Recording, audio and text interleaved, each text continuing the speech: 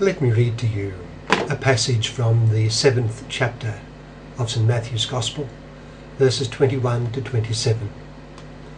It's the Gospel for the 9th Sunday in Ordinary Time, Year A. St. Matthew writes, Jesus said to his disciples, "Not everyone who says to me, 'Lord, Lord,' will enter the kingdom of heaven, but only he who does the will of my Father who is in heaven.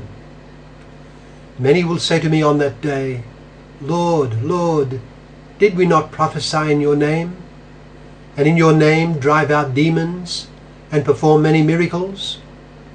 Then I will tell them plainly, 'I never knew you. Away from me, you evildoers.' Therefore everyone who hears these words of mine and puts them into practice is like a wise man who built his house on rock. The rain came down, the streams rose, and the winds blew and beat against that house, yet it did not fall, because it had its foundation on the rock. But everyone who hears these words of mine and does not put them into practice is like a foolish man who built his house on sand. The rain came down, the streams rose, and the winds blew and beat against that house, and it fell with a great crash." That's from Matthew chapter 7, verses 21 to 27. What does it suggest to us? Well, it suggests the call of man to be a saint. What do I mean? Well, if we stand back from the world and human society and gaze on it as an observer, what surely strikes us is the phenomenon of universal activity. Everything is in a state of activity and change. More particularly, each thing seems to be doing something, either reacting to something that bears down upon it, or itself acting on some other thing. The very air we breathe is an agent, as are so many other things, right down to the tiniest neutron. Man too is in action. If we speak of a person doing nothing, it is not a compliment. It does not bode well for a person who characteristically does very little. We are made to be up and doing, in some sense. We are made for work and activity, to be achieving goals and being creative. In his innermost being, man senses and feels called to work at things in life, and he will be profoundly dissatisfied if he does very little.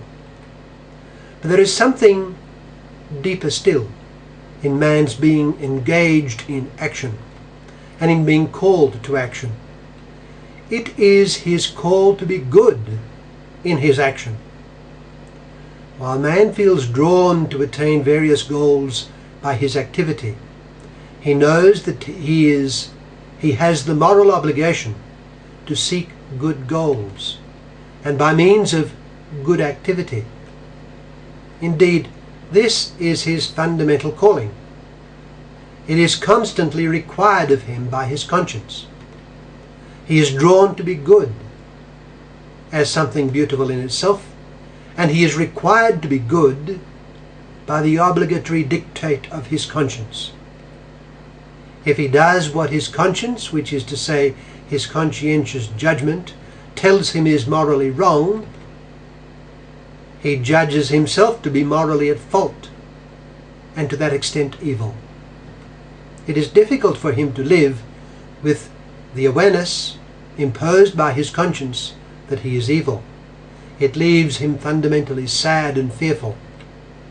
He is called to be good, and if at least he is striving to be good, however limited be his success, then to that extent he will experience happiness and contentment of heart.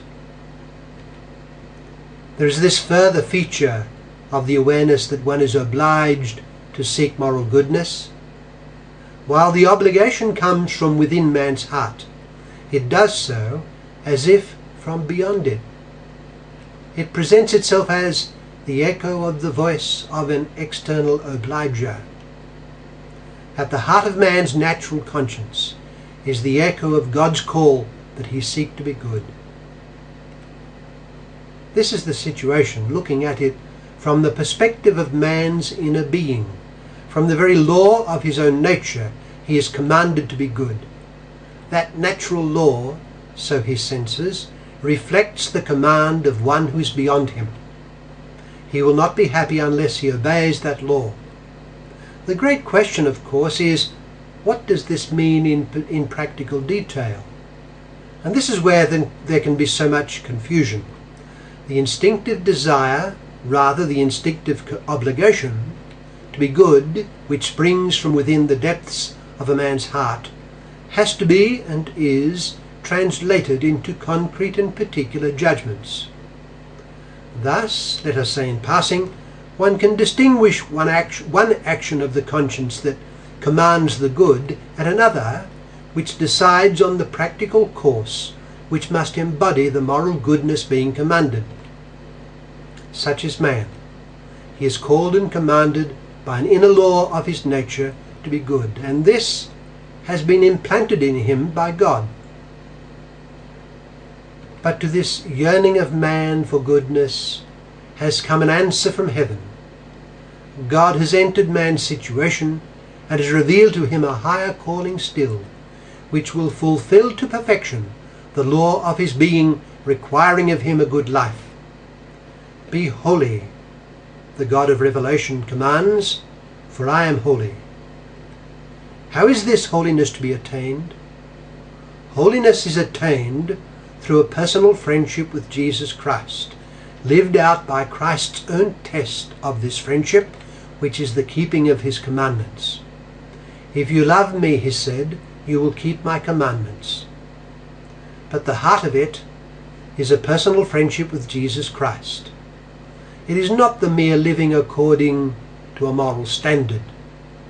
In essence, the moral life, the true moral life of man, the true path to the goodness to which he is called and which is commanded of him, is a genuine friendship with Jesus Christ. This is the rock of his life, the basis referred to in our gospel today from Matthew chapter 7 verses 21 to 27 that I read earlier. This friendship is based, as is any true friendship, on faith in his person and his word, but it brings with it the divine aid and a share in the divine life. This grace of God becomes the driving and transforming force, empowering the Christian to live the moral life to an excellent degree. He becomes more and more transformed into the image of Jesus Christ in his mind and heart. Friendship with Jesus Christ brings with it the blessing of grace, and this is the divine engine of Christian holiness. The grace of Christ enables man to be a saint.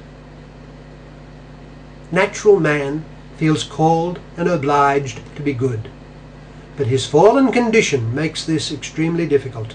St. Paul writes that all men are under the power of sin. God has entered the lists on man's behalf and has given to him the Saviour. The way is now clear, and that way is to know, love and serve Jesus, the Saviour, as one's personal friend and master. The person who meets and comes to know and love Jesus Christ receives a higher calling which fulfills the one his own nature presents. That calling is Christian sanctity. The baptized Christian is called to be a saint in his everyday life, doing all for love of Jesus and being moulded anew by grace. Let us turn to Jesus Christ, become his friend, and follow in his footsteps, whatever be the cost.